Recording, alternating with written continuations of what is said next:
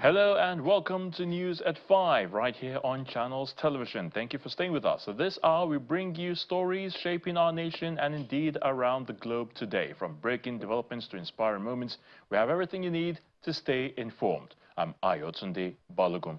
But let's get things started at the courts, where former Minister of Innovation, Science and Technology Uche Naji has pleaded not guilty to a 6-count charge bordering on alleged certificate forgery, obtaining money by false pretense, and money laundering. The former minister, who is arraigned before Justice Joyce Abdulmalik of the Federal High Court in Abuja by the Independent Corrupt Practices and Other Related Offences Commission (ICPC), is accused of submitting a forged University of Nigeria Nsukka degree and National Youth Service Corps discharge certificates during his 2023 ministerial screening. He is alleged to have received about 29.5 million naira in salaries and emoluments under false pretenses. Following his plea, Justice Abdul Malik granted him 20 million naira bail with one surety, a federal civil servant not below grade level 15, and the matter is adjourned until September the 21st this year for the commencement of trial. To the Federal High Court in Abuja, where Justice Mohammed Umar has turned down the application by the presidential candidate of the AAC, Omoyele Sowore, seeking a long adjournment of his trial in the alleged defamation of President Bola Tinubu filed against him by the Department of State Services, the DSS. Mr. Sowore had applied through his lawyer, Raphael Adakole, that his defense in the charge be shifted till after the court's annual vacation. His counsel, though, asked for the adjournment on the grounds that the lead counsel, Olumide Fushika, was out of the country. His request was, however, opposed by the counsel to the DSS, Mr. Kilolu Kende, who drew the attention of the court to 10 previous adjournments the trial suffered at the instance of the defendants.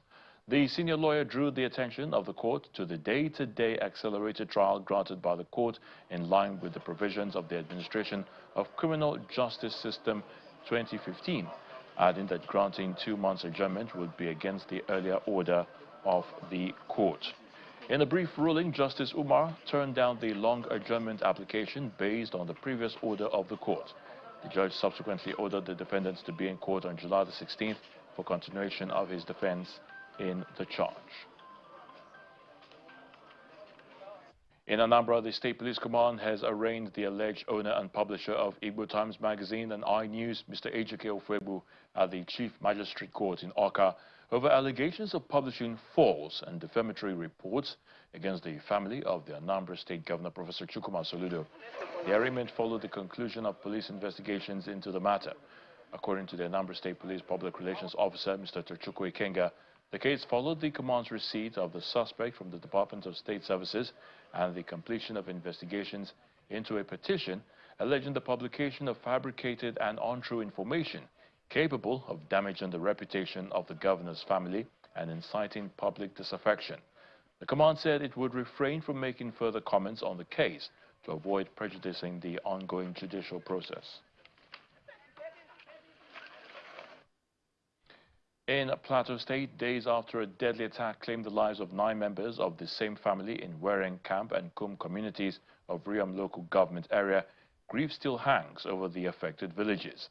As survivors struggle to come to terms with the tragedy, residents are now renewing calls for urgent government intervention to end the recurring violence. Our correspondent, Percy Debank, visited the community and now reports.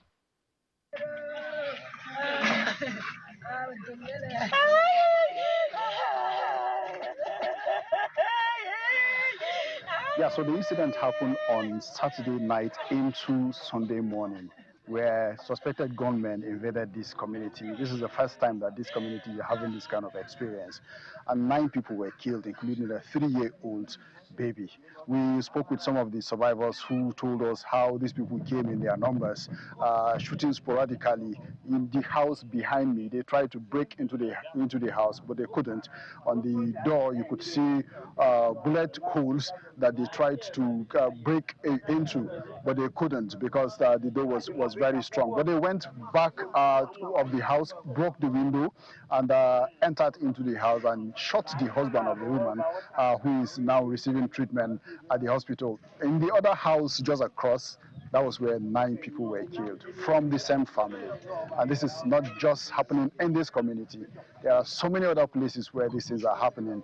We have record of killings in several other communities on the plateau just this year. Maybe later in our reports, we're going to give a statistics of the number of people that have been killed, maybe within the last 3 months or within the last 6 months. It's alarming, and people are worried. There is no single presence of security now right here, and people are concerned. They are worried for their safety.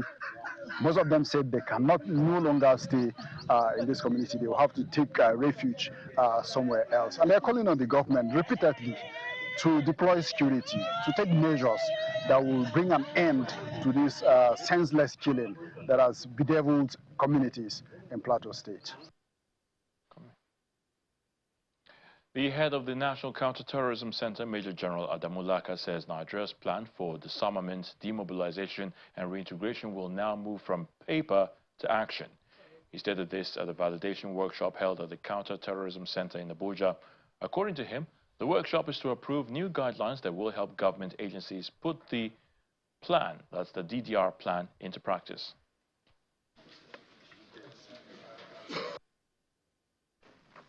As we are all aware, disarmament, demobilization and reintegration remains a critical pillar of our broader non-kinetic approach to addressing insecurity.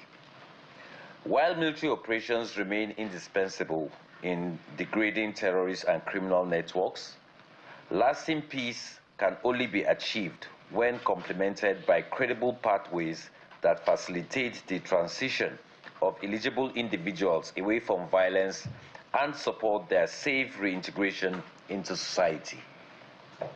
Effective disarmament, demobilization and reintegration programs contribute to reconciliation, strengthen community resilience, and address some of the underlying drivers of conflict, thereby consolidating long-term peace and stability.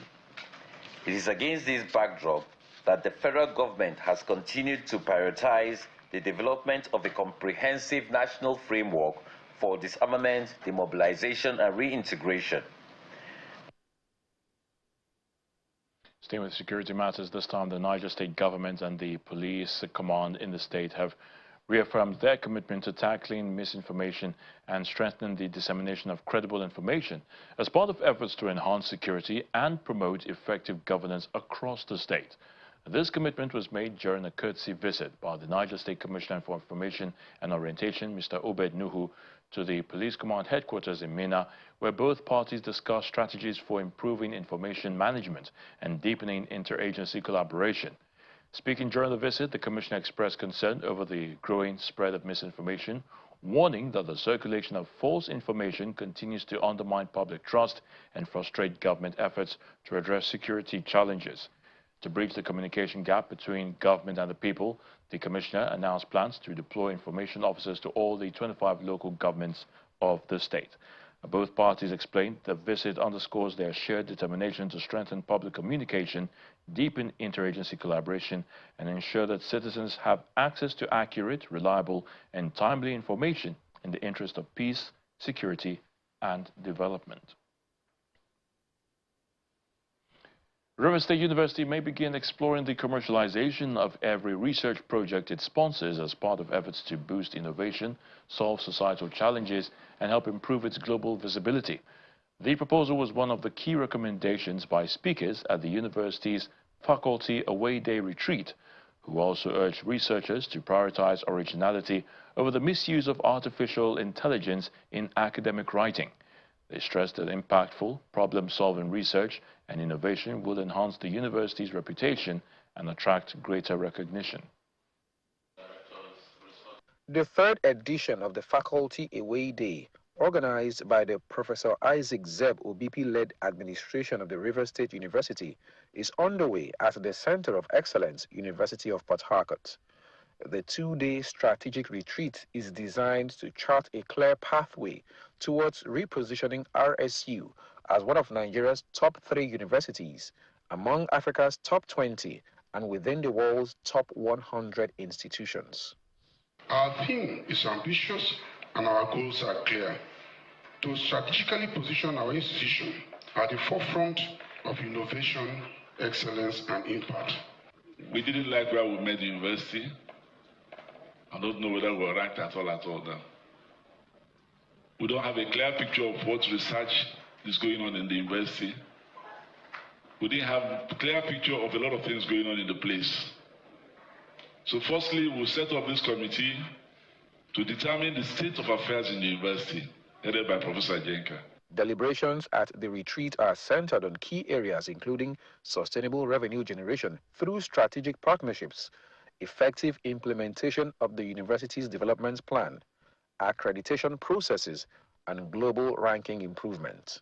There is no university in the world, name them. No university in the world is excellent in every area. None. Universities have areas of strength and areas of improvement. Your advantage will then be in identifying where are those areas where we have strength, and then how do we double down on those areas of strength to drive global leadership in those areas. What we see is that universities try to do everything at the same time, and then you thin out your efforts with no real impact. Participants also explored innovative research strategies aimed at boosting academic visibility, strengthening institutional excellence, and positioning the university for global recognition. The university mission has changed. The first mission of university was teaching. And then some smart people said, we need to conduct research. And then there was a revolution. That was the first revolution in higher education. Now, in the era of AI, some universities are now demanding product for thesis. Product for thesis. And this is some common knowledge that they don't want your thesis, because with AI, you can write a beautiful thesis in 1 week, even in a day. So people are now, universities are asking for products, something they can see. The retreat is expected to provide a roadmap for policies and initiatives that will drive RSU's transformation, enhance competitiveness, and accelerate its pursuit of international prominence. The federal government has suspended the proposed increase in registration fees for next year's WAEC and NECO senior school certificate examinations. In a statement issued by the Federal Ministry of Education, it says the decision follows widespread public concern and is aimed at allowing broader consultations with key stakeholders before any final decision is made.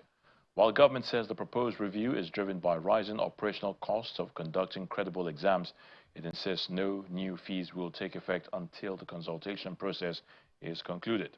The ministry therefore maintains that the welfare of students and equitable access to quality education remain central to its policy decision. Let's turn our attention now to waste to energy initiative. As part of efforts to reduce the volume of waste that end up at the landfill site, the Lagos State government and its partners have provided a biogas plant in the Ikosi fruit market area of the state to help convert organic waste into clean energy and fertilizer. Our correspondent, Titilayo Aberewo, reports. A biodigester plant situated in K2 Ikosi area of Lagos State, launched in February this year through a public-private partnership, is already serving its purpose for conversion of generated organic waste into energy. An official of the Lagos State Waste Management Authority collects fruit waste from the markets, brings it into the biodigester facility where pineapple and watermelon is being processed to supply electricity and cooking gas for traders within the markets. The first step is the cutting of the fruit waste, which goes into the grinding machine for shredding, and the weight of the liquid content is checked before going into the mixing tank. The biogas plant manager explained the process of the fruit waste energy. Presently, we make use of the pineapple and the watermelon. The first thing we do is that we wash it. The reason why we only wash it is that if there's any particles that we don't really need, unwanted particles, so we need to wash them off. So after the shredding, we weigh it. After weighing it, we put it into the holding tank.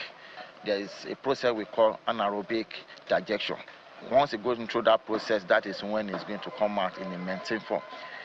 The initiative under the Climate Action Program translates into practical developments that benefit community and tackle effects of climate change in Lagos State.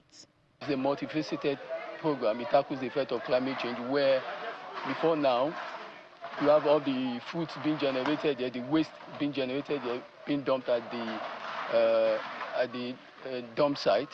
Now with this program, the waste is being turned into something beneficial to the market people here.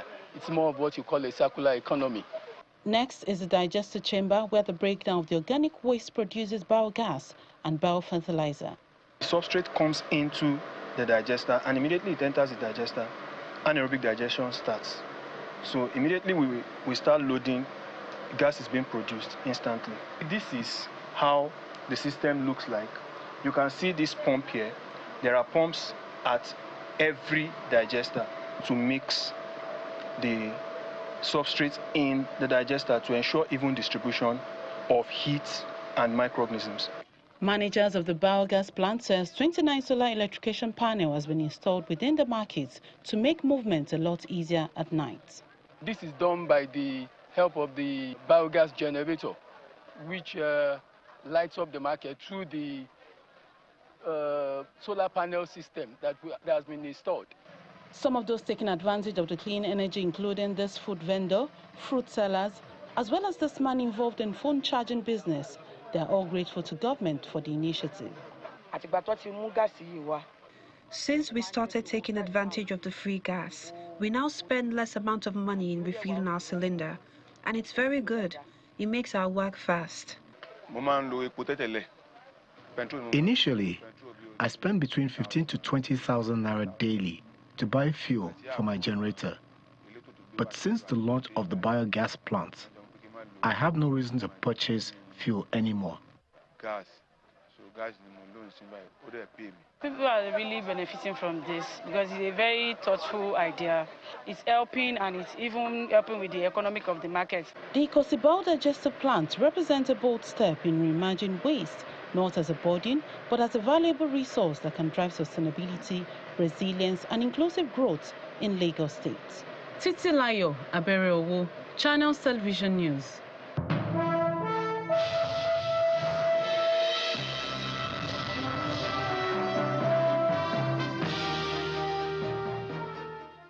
$5.08 trillion naira. That's the amount that the federal government raised from the domestic bond market in the first 6 months of this year. And this is according to the auction result released by the DMO Debt Management Office. The amount marks a 77.8% increase when compared with the 2.86 trillion naira raised within the same period last year. Highlights of the DMO HQ1 2026 result indicates that the increase came despite a decline in borrowing costs, with average marginal rates easing against last year's figure.